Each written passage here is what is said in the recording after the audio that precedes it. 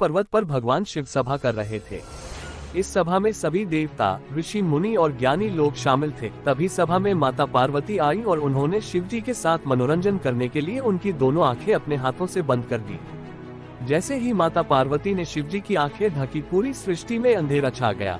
लगने लगा कि सूर्य का कोई अस्तित्व ही न हो। धरती पर मौजूद सभी जीव जंतुओं में खलबली मच गई।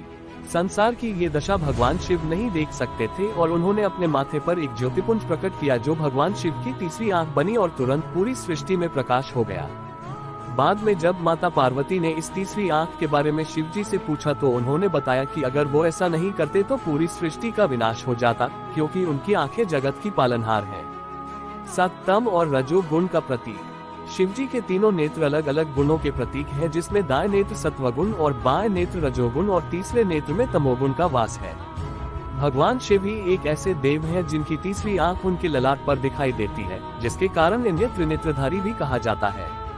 जिनमें एक आंख में चंद्रमा और दूसरी में सूर्य का वास है और तीसरी आंख को विवेक माना गया है।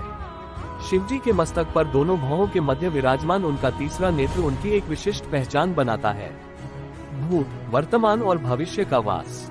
पुराणों के अनुसार भगवान शिव के तीनों नेत्रों को त्रिकाल का प्रतीक माना गया है, जिसमें भूत, वर्तमान और भविष्य का वास है।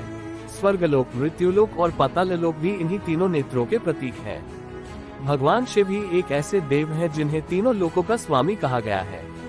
पुराणों में भगवान शिव की तीसरी आंख से जुड़ी एक कथा प्रचलित है, जिसमें प्रेम के देवता कामदेव अपनी क्रीड़ाओं के द्वारा शिव जी की तपस्या भंग करने का प्रयास करते हैं।